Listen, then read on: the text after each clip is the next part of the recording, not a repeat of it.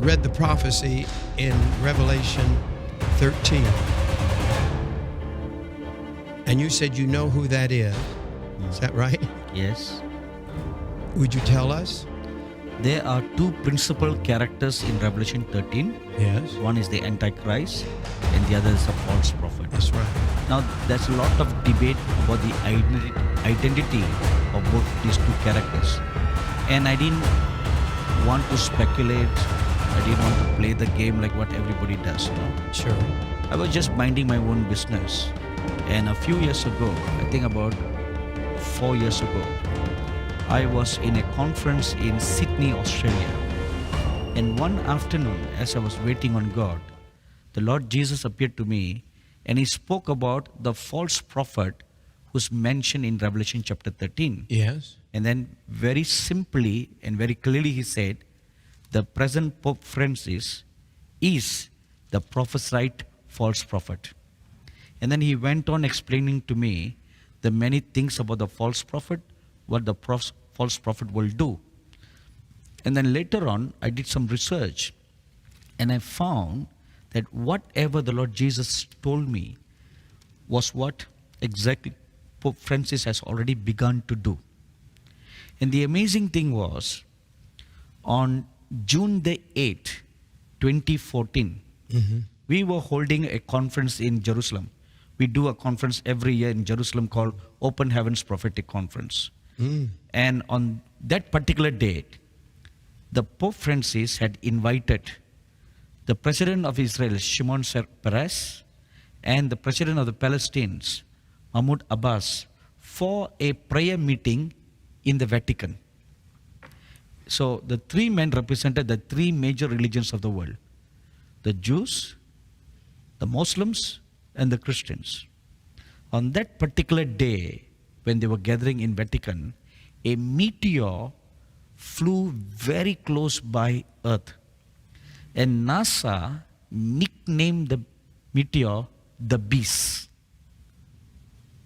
So that confirmed what the Lord revealed, that the false prophet, the beast that is mentioned in Revelation 13, is the Pope.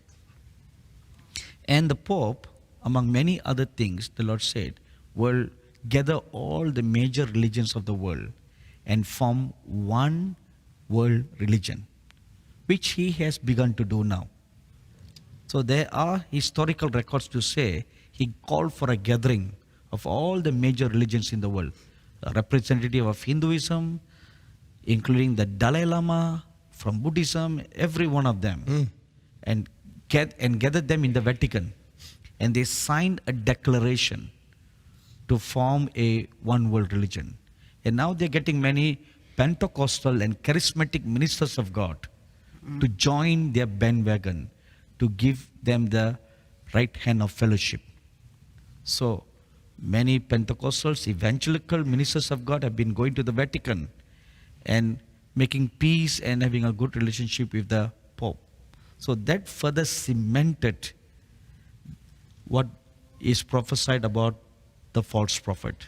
Because the false prophet is the one who is going to boost up or validate the Antichrist as the God. Because the scriptures also say that Revelation chapter 13 and Revelation chapter 11 will take place concurrently at the same time. Which means there will be the two witnesses in Jerusalem. And they will do awesome signs and wonders and miracles to prove to every Jew, and not only the Jews but people all over the world, that the Lord God Jehovah is the one true living God.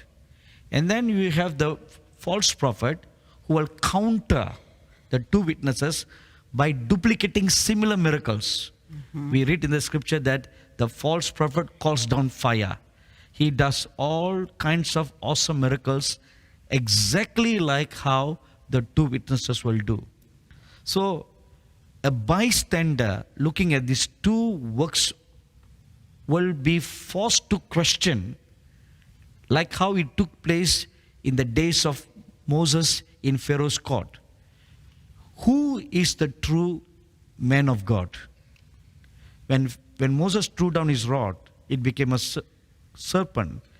And the magicians duplicated that miracle. Exactly the same.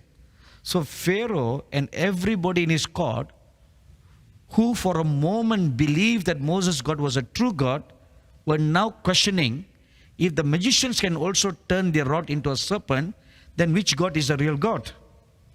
History will be repeated again. The same dilemma will be faced by everybody when the two witnesses and the false prophet will be doing similar miracles. So ultimately, when the two witnesses are killed, the Antichrist and the false prophet will triumph, saying their goodness, supposed goodness, has now triumphed over evil. And the scripture says people all over the world watching the killing of the two prophets live on TV. Yes. Now today we have a forerunner. The ISIS beheaded many Christians, and people watch it on live TV. That's right. So all on YouTube. And they show graphically them cutting their necks.